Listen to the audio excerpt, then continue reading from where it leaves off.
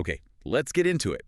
We are doing a deep dive today into a pile of sources, all focused on the New England Patriots. I mean, their run has been stunning. Absolutely. They're sitting in NFL best, 11-2, and feels like the whole league's just trying to figure out how this happened so fast. And that's really our mission for you, the listener. It's one thing to see the record, 11-2, 10 straight wins before the bye week. Right. But we need to go deeper than just the final score. We're going to pull out the key knowledge here, really focusing on quarterback Drake Maye to find the specific factors, the stats that show you how significant this whole thing really is. And the latest piece of evidence is just so compelling. That last game, a 33-15 win over the Giants. A beatdown. Total beatdown. And the sources we have, they don't just call Maye's performance good. The word that keeps coming up is masterful. Yeah.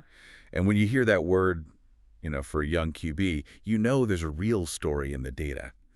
So that's where we have to start. Exactly. So let's just look at the raw efficiency, because that's the foundation for that whole masterful description. Okay. Against New York, Maye went 24 of 31 for 282 yards. 2 touchdowns, and 0 interceptions. 24 of 31? I mean, that's a 77.4% completion rate. That's just phenomenal. It is. In this league, controlling the ball like that, it's everything. It's not just about scoring. You're suffocating the other team. They don't even get the ball. And what's really fascinating is how that efficiency has just so quickly turned into an undeniable leadership role. Mm-hmm. We see this dynamic shift in the sources. Coach Mike Vrabel, he sees the change. He said Maye is realizing what he can be. He even called him the conductor of the offense. A conductor. I mean, think about that term. It suggests tempo, control, making the whole team play his music. That is a huge weight to put on a young player. But the thing is, he's totally embracing it. Yeah. I found that so compelling. He's quoted saying and this is his words, trying to be the face of the offense. Mm-hmm. He wants the ball, wants the pressure. He literally says the team feeds off his energy. And, well, when a 23-year-old says that and then wins 10 straight games, you kind of have to believe him. And the locker room confirms it. You have Stephon Diggs, a veteran guy, right? Yeah. He specifically says Maye is a young quarterback showing a lot of promise, a lot of confidence. That kind of stamp of approval, that tells you this is way more than just a hot streak. It feels like a culture shift. And we should be clear, that Giants game, that wasn't a one-off thing. Not at all. If we zoom out and look at the whole season, his numbers are they're putting him in truly elite company. He's leading the entire NFL right now with 3,412 passing yards. But here's the metric that you really need to hold on to. Okay. He is the only qualified quarterback in the league completing more than 70% of his passes this season. He's at 71.5%. Yeah, only one. The only one. That kind of season-long accuracy with that much volume, that's the secret sauce behind the 11-2 record. You just don't win 10 games in a row if your quarterback is missing throws or turning the ball over. Which makes that win against the Giants even more impressive when you realize who wasn't on the field.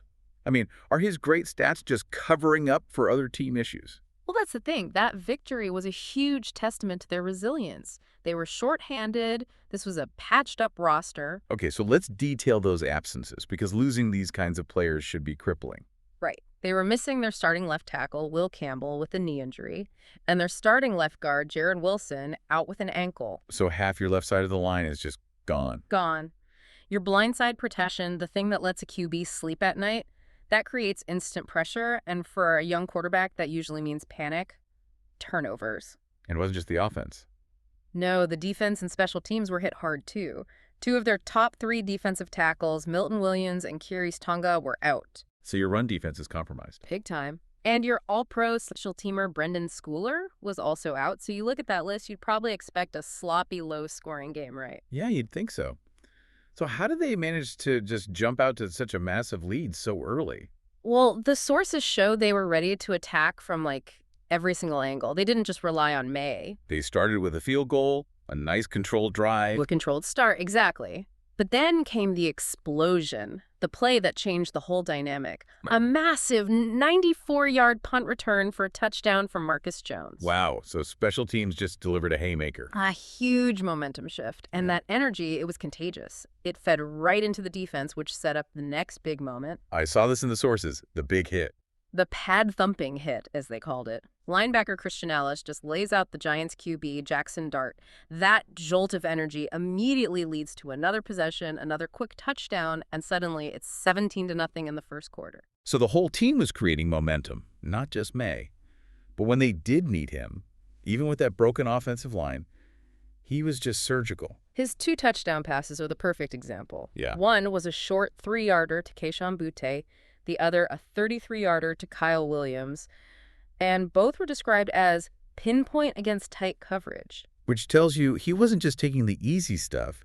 He was actively fitting the ball into tiny windows, even with pressure in his face. And that combination of efficiency and surgical aggression, that's where we start to see some really interesting historical parallels. Okay, this is where the numbers get really deep and connect what Maye is doing right now to the history books. Yeah.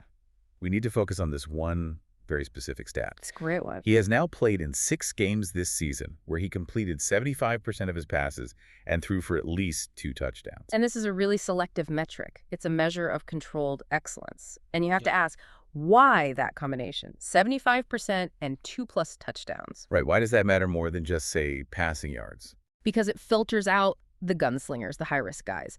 To hit 75%, you have to be accurate, controlled. To get the 2+ TDs, you have to turn that control into points.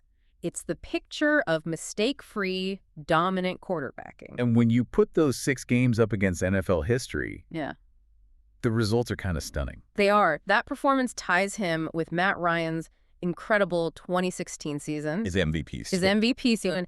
And he's only behind 2 other seasons in the history of the league. Tom Brady in 2007, and interestingly, Jared Goff in 2024. Okay, so we have to talk about Goff being on that list. Yeah. Some people might see his name and think it maybe dilutes the stat a little compared to Brady and Ryan. You know, it's a fair point, but the sources actually suggest it strengthens the stat. How so? Goff's inclusion points to the common thread here. It's about operating a highly successful, efficient offensive scheme.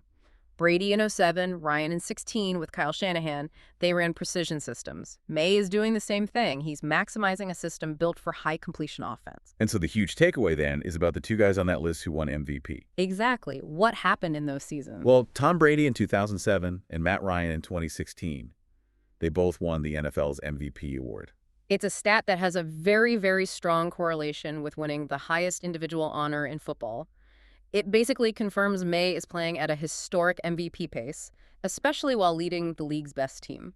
And the market has definitely noticed. If you look at the real-time implications, after that Giants win, he is now the odds-on favorite to win MVP at DraftKings Sportsbook. It just solidifies it, you know? This isn't just a hot streak. The sources are confirming this is a historically significant season for a quarterback, and that really sets the stage for a dramatic playoff push. The stakes are just incredibly high now coming out of this bye week. That win over the Giants, it wasn't just another win. It had huge seeding implications. Huge. According to ESPN Analytics, the Patriots' chances to get the #1 seed in the AFC jumped from 37% all the way up to 46%. That is a massive jump. It is. And getting that #1 seed, home field advantage, it's invaluable. But, 46% is still basically a coin flip. And when you look at the schedule they have coming up, isn't that number a little optimistic? It feels optimistic because the next few weeks are going to test that 71.5% completion rate like nothing else has. It starts right away. They host the Buffalo Bills on December 14th. A high-pressure rivalry game. And the stakes for that one, they just couldn't be higher. Right. If the Patriots beat the Bills, that's it. They clinch the AFC East. Which would be Maye officially taking the crown from Josh Allen in that rivalry, just establishing a new order in the division. And breaking a pretty significant streak. The Bills have won 5 straight division titles. The Patriots were the last team to win it, way back in 2019. So clinching it early would be a massive statement. A huge statement, but that's just the first test. Then they have to go on the road to face the Baltimore Ravens on December 21st. And that Ravens defense is a completely different animal. It's basically designed to beat quarterbacks like Maye. They use complex blitzes, disguised coverages. They force you to hold the ball and make mistakes. That's the real test right there. Can he keep that 70+% completion rate against one of the smartest defenses in the league? And Maye knows it. He talked about using the bye week to get healthy, to get some guys back, and then to make a push. It all comes down to managing that health and maintaining his energy. So what the sources really confirm for you, the listener, is that this Patriots success is built on 2 things. First, an elite, historically significant performance from a 23-year-old quarterback. And second, that it's backed up by this incredible shorthanded team resilience. They can take hits to the roster because the system and Maye's brilliance can carry them. Maye wants to be the conductor. He wants that pressure. And the historical numbers show he's playing at a level only MVPs usually reach. Absolutely. So here's our final thought for you to chew on. The sources link Maye's performance tying Matt Ryan's mark for those 6 special games directly to past MVP seasons. So what does that metric tell us about the minimum threshold for greatness needed to win that award? And more importantly, can a team with the best record in the NFL keep it going if they have to rely on the individual brilliance of their young conductor to get through the defenses of the Bills and the Ravens? That right there is the ultimate test.